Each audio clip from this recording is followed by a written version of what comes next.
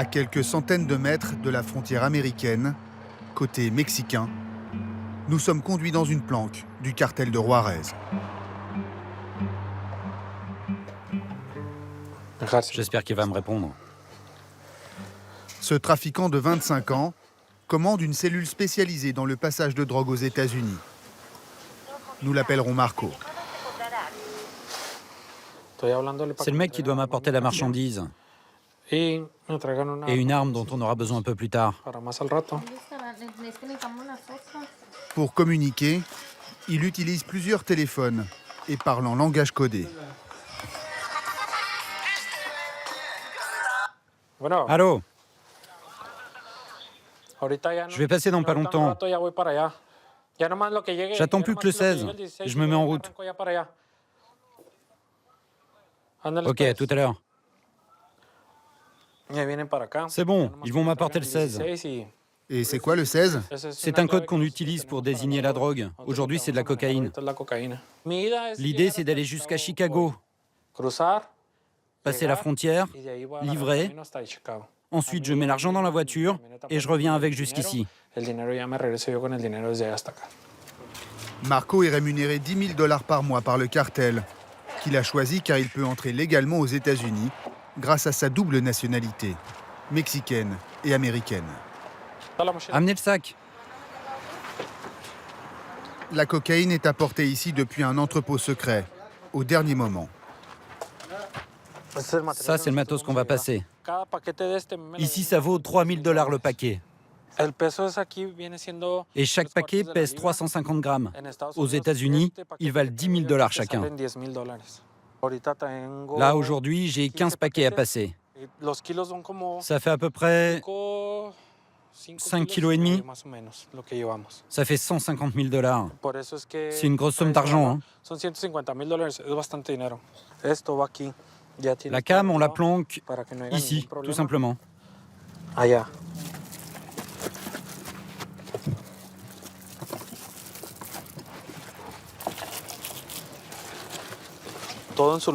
Une fois que tout est remis en place, on ne voit plus rien. On n'a pas besoin de trop planquer la cam. On a un complice qui va nous faire passer. Il sait très bien ce qu'on transporte. Et qui est cette personne qui vous aide? C'est un douanier américain. C'est lui qui va me donner le signal quand je vais arriver au poste frontière. Quand il prend son service, il m'indique l'heure de passage. Si jamais il y a un problème, il me prévient. Je m'arrête et je fais demi-tour. Je ne peux pas risquer de perdre la marchandise. Elle vaut plus que ma vie. Marco prétend que le cartel corrompt des douaniers américains pour passer la drogue à la frontière. Nous ne serons pas autorisés à filmer le passage de cette voiture. Les trafiquants craignent que notre caméra attire l'attention d'autres douaniers.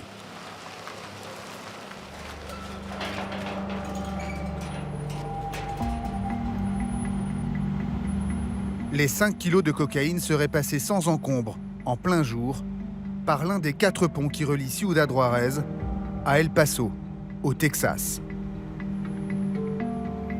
Selon le trafiquant, le douanier complice lui aurait indiqué une heure précise pour éviter les rondes de la brigade canine. Il l'aurait ensuite guidé jusqu'à sa guérite, visé les passeports et laissé passer la voiture sans la fouiller.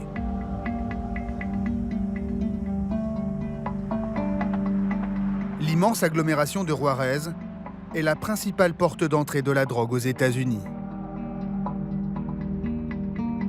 La démarcation entre les deux pays, c'est le fleuve Rio Grande. Côté américain, un premier grillage, suivi d'un mur de 8 mètres de haut. Dans ce no man's land, truffé de caméras et de capteurs de mouvement, seuls les douaniers de la Border Patrol peuvent circuler pour arrêter trafiquants et clandestins.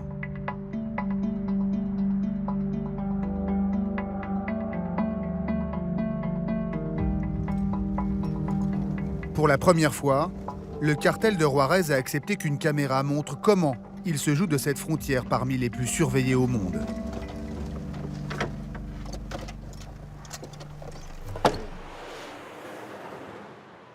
C'est l'un des chefs de l'organisation qui nous a ouvert les portes.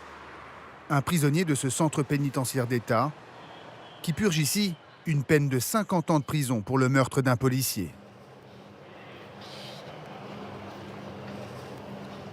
Ça te plaît ici pour l'interview? Regarde avec les grilles derrière, c'est bien, non? Le prisonnier semble ici très à l'aise. Il a même des codétenus à son service. Ici, c'est bien? Dans la cour de la prison, un gardien nous surveille à distance, sans écouter notre conversation, pour le moins surprenante. Pourquoi avez-vous accepté de nous laisser filmer les opérations de votre cellule du cartel de Juarez? Pour être reconnu. Simplement pour qu'on nous connaisse.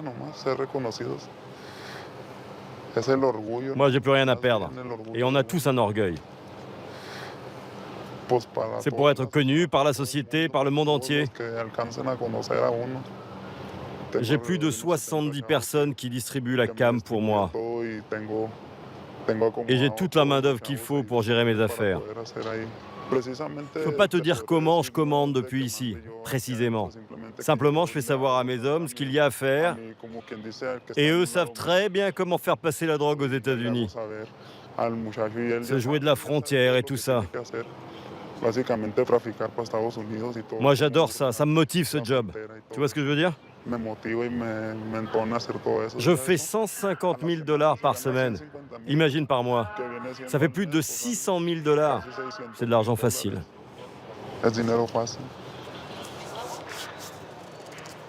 Le cartel de Juarez serait dirigé par 12 chefs mafieux.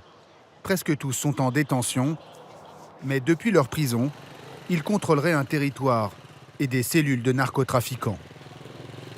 Pendant 2 semaines, nous allons suivre l'une d'entre elles. Ce jour-là, nous sommes escortés en périphérie de la ville, tout près du mur. Ferme bien ton sac. Dans ce sac à dos, une cargaison de drogue que cet homme doit passer le soir même aux États-Unis.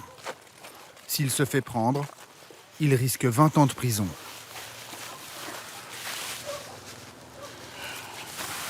Là, il y a 2 kilos de cocaïne.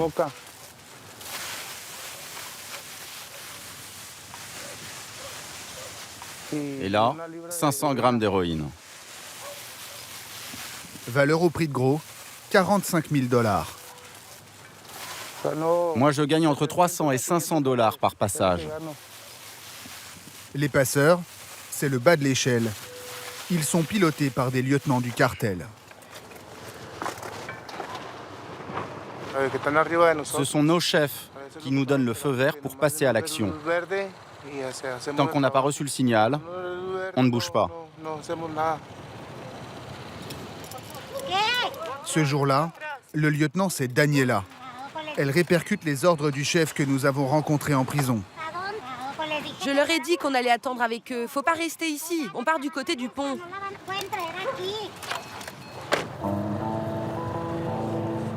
Le passeur circule toujours à moto pour pouvoir prendre la fuite avec la drogue à tout moment en cas d'arrivée des forces de l'ordre mexicaines. Le passage doit s'effectuer à la nuit tombée à proximité du centre-ville, sur les rives du Rio Grande.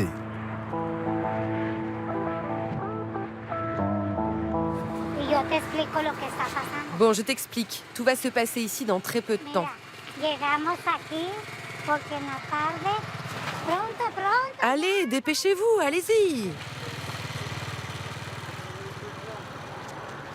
L'opération va prendre plus d'1 heure.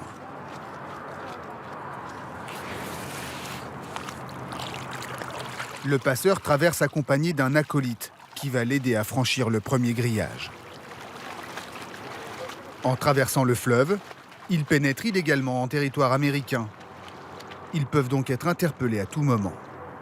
Mais Daniela et ses 2 comparses auraient en fait un rendez-vous. Essaye de voir si tu reconnais le douanier de la dernière fois. Qu'est-ce que tu dis? Normalement, c'est le même douanier que la dernière fois. On le connaît. C'est un petit gars avec les cheveux en pétard. Soyez attentifs, ils vont passer là. Daniela prétend qu'un agent de la Border Patrol les attend à moins de 150 mètres. C'est les douaniers qui récupèrent la marchandise? Oui, parce qu'on les paye pour ça. Et vous les payez combien? 5 000 $ par semaine chacun. Et donc là, ils seraient à 150 mètres, c'est ça? Mais moins que ça. Regardez, on les voit d'ici. On va s'approcher pour que vous puissiez les voir. Regardez, la Border Patrol est juste là. Dans leur voiture, ils ont accès à toutes les vidéosurveillances. Ils savent très bien où on est. Quand il y a des migrants qui essayent de rentrer, immédiatement, ils débarquent avec des hélicoptères et tout ça. Nous nous sommes déplacés pour filmer discrètement cette voiture au téléobjectif. Selon Daniela, cet agent de la Border Patrol est censé récupérer la drogue. Et visiblement, il observe les trafiquants aux jumelles. Ce que tu vois là, ça vaut tous les discours. On est là depuis un certain temps et personne ne vient nous arrêter. Ni la police mexicaine, ni la douane. Selon Daniela, le chef du cartel organiserait ces trafics en fonction des heures de service des douaniers américains de mèche. Daniela lui rapporte les détails de l'opération. Ils ne sont pas arrivés pour la marchandise. Quelques minutes plus tard, une fourgonnette de la Border Patrol passe sans s'arrêter. C'est le signal, selon Daniela. Ils font toujours le même tour. D'abord, ils passent pour voir que tout va bien et donnent le feu vert. C'est à ce moment-là que l'autre voiture va venir pour qu'il n'y ait pas de problème. C'est une autre voiture qui vient chercher la marchandise. Oui, la voiture qui va prendre la cam.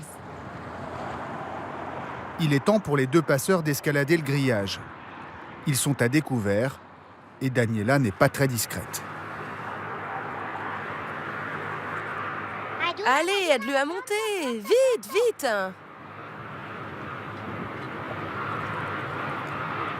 Mais bon sang, aide-le à monter. Mais c'est pas comme ça qu'on fait. Difficile d'imaginer que 150 mètres plus loin, le douanier n'a toujours rien vu.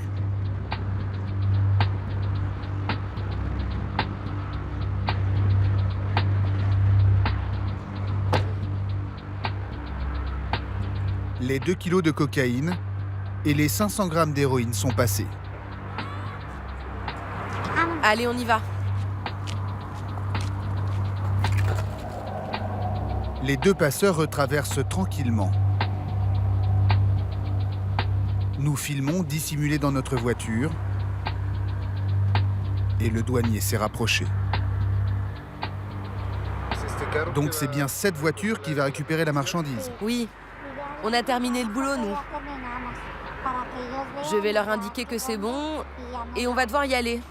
Parce qu'ils vous ont vu et ils ne veulent pas s'approcher. Daniela donne le signal et nous ordonne de partir. On nous expliquera le lendemain que ce douanier aurait bien récupéré la drogue avant de la remettre à un trafiquant d'El Paso. Un mode opératoire parfaitement connu des autorités américaines.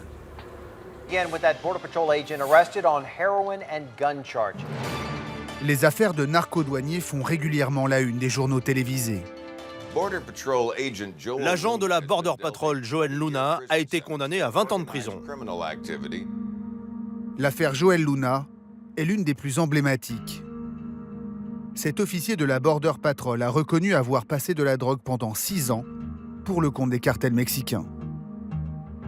Lors de la perquisition à son domicile, les enquêteurs découvrent 90 000 $, 1 kilo de cocaïne, de l'héroïne et des armes. Le cas Joel Luna est loin d'être isolé. Un douanier américain est arrêté chaque mois pour des faits de corruption. Dans ce document, publié par une ONG, tous les cas de corruption dans la Border Patrol depuis 2004. 210 affaires au total. Trafic de marijuana, cocaïne, méthamphétamine. Du simple garde-frontière aux officiers superviseurs. La Border Patrol est l'agence fédérale la plus corrompue du pays. Et malgré nos demandes répétées, son service de presse n'a pas souhaité répondre à nos questions.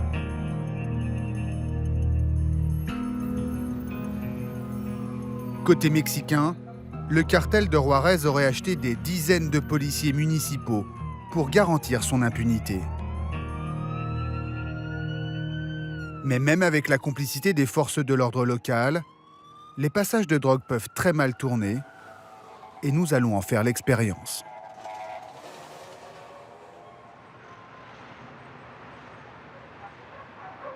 Ce soir-là, un chef de cellule nous conduit chez une de ses complices. El Flaco, comme on le surnomme, doit faire passer une grosse cargaison, 30 kilos au total. Il nous présente un petit échantillon.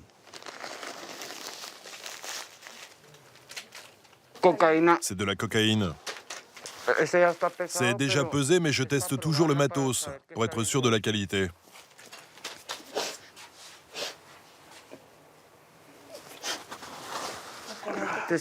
Et ça, c'est du cristal. Ça se fume avec une pipe.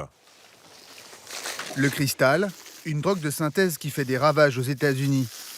Il y a aussi de l'héroïne. Le reste de la cargaison sera acheminé à la frontière à la dernière minute. Bon, on y va maintenant. On va à la frontière et on va attendre le feu vert pour passer la marchandise de l'autre côté. Allez, on y va.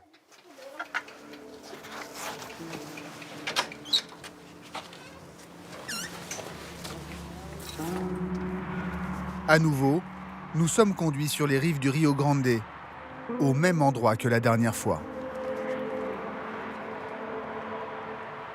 El Flaco rejoint 3 complices. Bon, ça va? Tout est calme? Oui, c'est bon. Pour rejoindre la frontière, ils prennent tout simplement l'autoroute à contresens.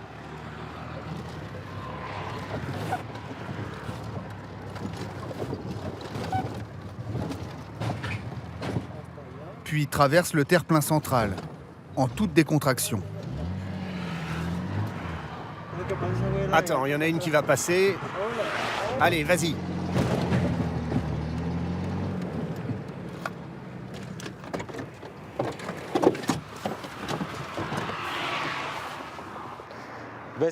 Tu vois ces portes là-bas? Au moment de passer, elles vont s'ouvrir. Et comment vous les ouvrez? C'est un officier américain qui va l'ouvrir. Un agent de la Border Patrol? Exactement. Les trafiquants se pensent à l'abri de la police municipale qu'ils ont en partie corrompue, mais un autre service, la police d'État, serait elle sur leurs talons, en particulier ce soir. Quoi? Comment ça? Mais ils sont de quel côté? Putain de sa mère. Il se passe quelque chose, bordel. Putain. Mais elle est de quel côté, cette opération? Quel service? L'agence d'investigation? Les mecs, en voiture. Allez, allez, barrez-vous. Venez, nous on passe par en bas. Venez. Mais nous, on doit vous suivre, là? Mais oui, venez avec moi. Maniez-vous. Pour éviter de se faire prendre ensemble, le groupe se sépare en deux. El Flaco contacte son chef. On part se planquer, patron. Non, non, ils n'ont pas livré la marchandise. Allez, maniez-vous. L'autre partie de l'équipe nous récupère 500 mètres plus loin. Allez, montez, montez.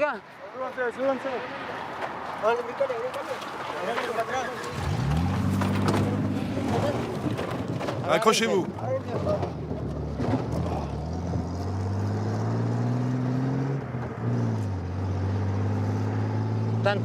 Tout va bien, les gars? Faut qu'on retourne à la planque. Mais qui vous a prévenu de cette opération? C'est les indices que nous avons dans la police. Ils nous informent quand il y a des opérations. Les flics venaient pour nous.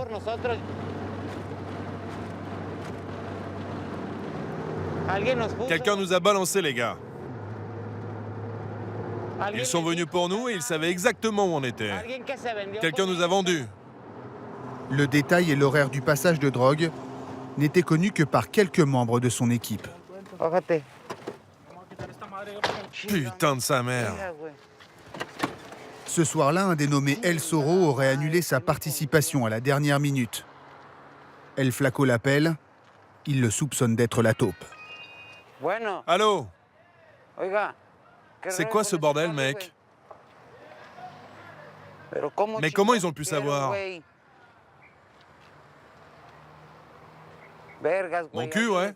Quelqu'un nous a balancé. Ils savaient exactement où on était. Si un addict m'avait pas averti, on serait dans une sacrée merde. Putain, tu racontes que des conneries. Hé, mec, appelle les commandos et dis-leur d'aller chercher El Zorro. C'est cet enculé qui nous a balancé. C'est sûr que c'est lui.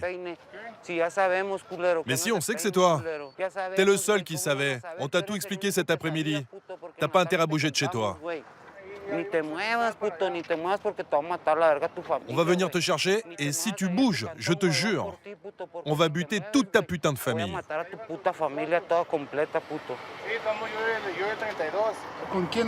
C'était qui au téléphone, là? C'était El Zorro, c'est lui qui nous a balancé. On a fini par s'en rendre compte, on a fait notre enquête. Nos indices nous ont aussi confirmé que c'était lui la balance. Mais vous en êtes sûr? On va le choper et on va le faire disparaître. On sait qu'il bosse avec le cartel de Sinaloa. Allez, on se barre, les gars. Le cartel de Sinaloa, c'est le grand rival du cartel de Juarez. Depuis 2 ans, il tente de prendre le contrôle de la ville et de ses points de passage vers les États-Unis. Pour y parvenir, les mafieux du Sinaloa auraient même acheté la complicité de la police d'État.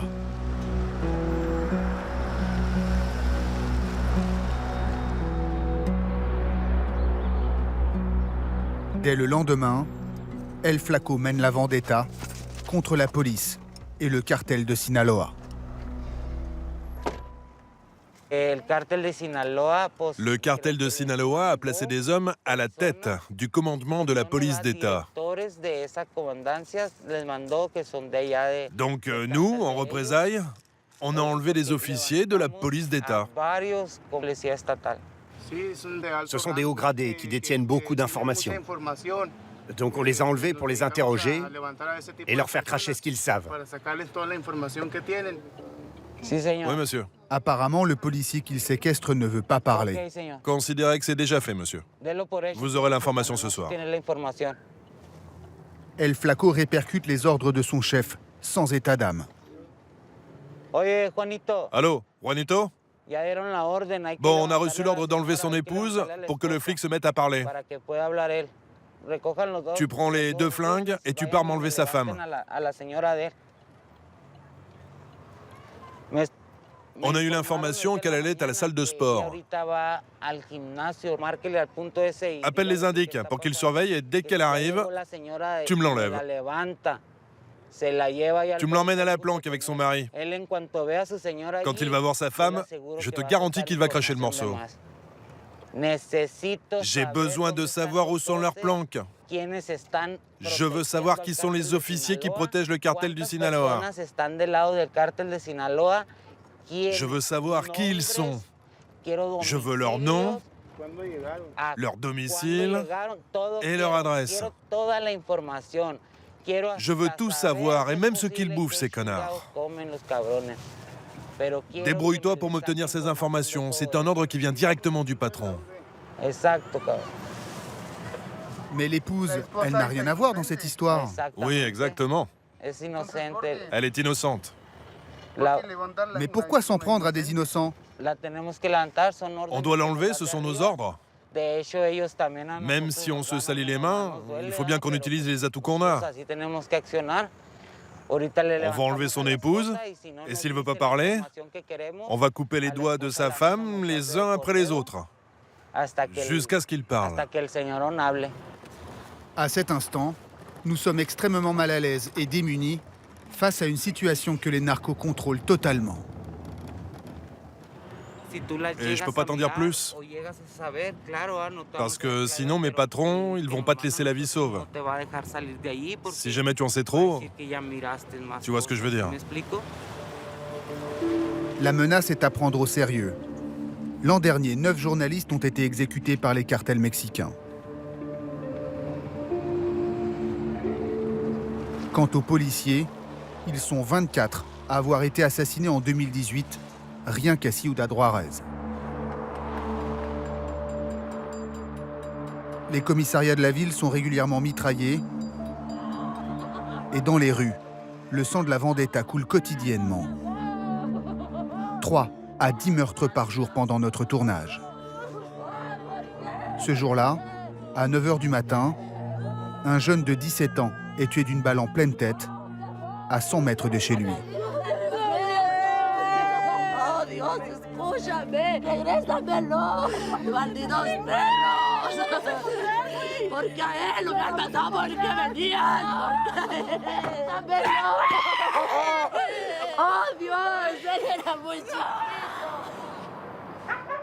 À 18 h, un homme de 35 ans est tué devant sa porte de 3 balles.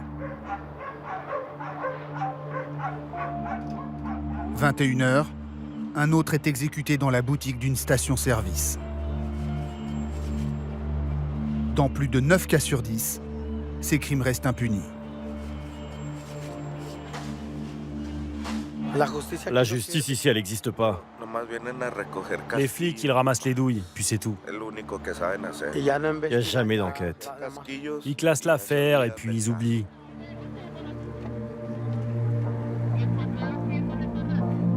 Cette nuit-là se termine par un massacre à l'arme automatique dans une salle de billard du centre-ville. Les 5 victimes seraient des hommes du cartel de Sinaloa, abattus par El Flaco en personne et son fils de 17 ans, déjà tueur à gages pour le cartel. El Flaco aurait localisé ses ennemis grâce aux informations extorquées à l'otage policier et sa femme. Il est défoncé à l'héroïne et n'éprouve aucun remords.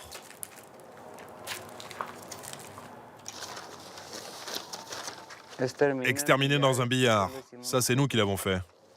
On a eu l'info que 5 membres du cartel de Sinaloa y étaient. Nos chefs nous ont donné l'ordre d'aller les flinguer. C'est mon fils et 3 de ses potes qui sont entrés d'un côté et moi de l'autre. Et on les a butés, tous les 5.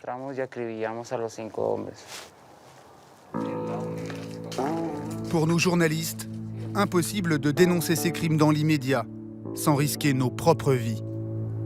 Dans cette ville, où les autorités sont elles-mêmes infiltrées.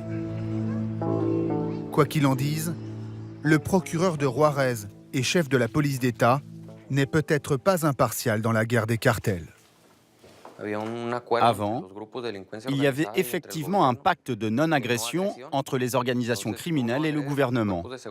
Donc ils n'agressaient pas les policiers et en contrepartie, ils n'étaient pas poursuivis dans leurs activités criminelles.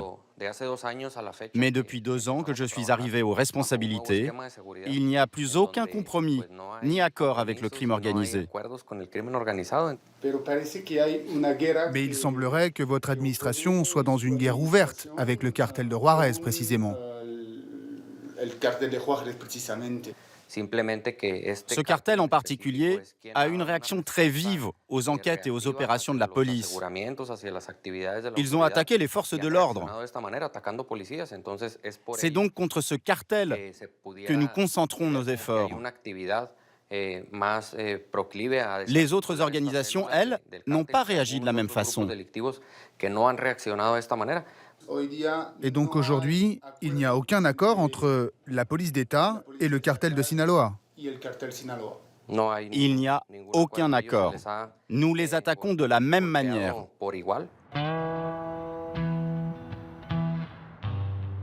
L'offensive du cartel de Sinaloa à Ciudad Juárez, c'est le dernier coup de force d'une organisation tentaculaire qui ne cesse d'étendre son influence. Sur plus de 1200 km, soit la moitié de la frontière, toutes les villes adossées au mur sont tombées sous son contrôle, comme Nogales, 20 000 habitants.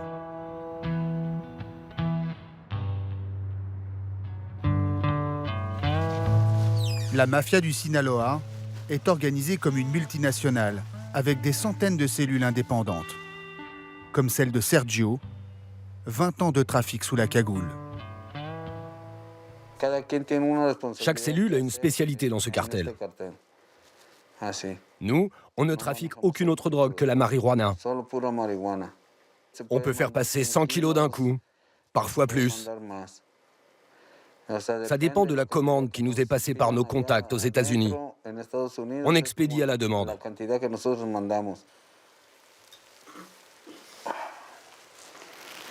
Sergio commande une cellule de 15 hommes.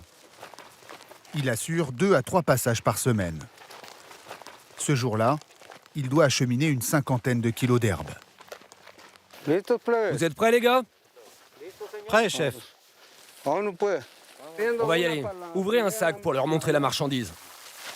Valeur de la cargaison, $50 000.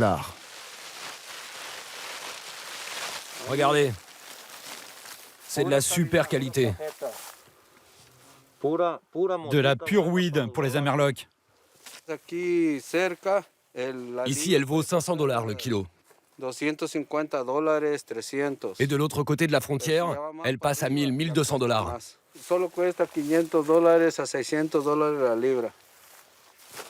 Même si 9 États américains en ont autorisé l'usage récréatif, la marijuana légale reste beaucoup plus chère que l'herbe de contrebande mexicaine. Bon, allez, en route. Mais qu'est-ce que tu fous, toi? Tu devrais déjà être prêt. Regarde comme tu galères, là. Il faut que tu sois plus vif, mon gars. C'est la première fois que vous faites ça? Oui, c'est ma première fois. Pourquoi vous le faites? Pour l'argent. Pour essayer de m'en sortir. Mais arrête de trembler, mon gars. Tremble pas, il va rien t'arriver. Chacune des 3 mules est payée $1 000 à $1 500 par passage, selon son expérience.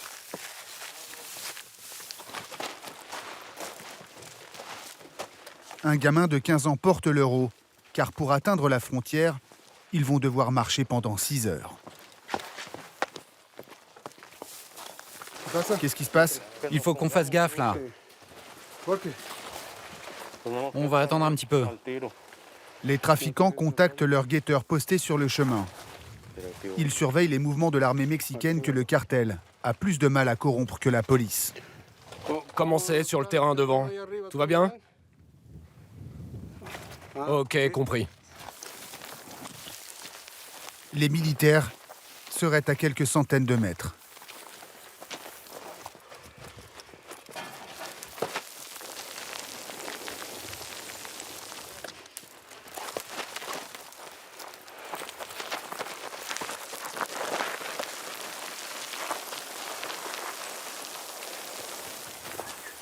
Quatre heures plus tard, nous arrivons en vue de la frontière américaine.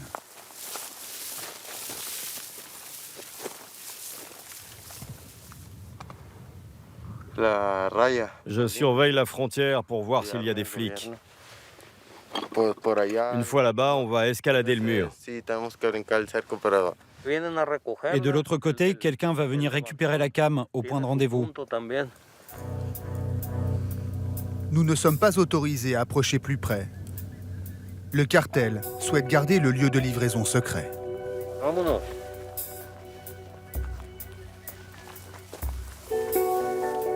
L'an dernier, 217 tonnes de drogue ont été saisies à la frontière.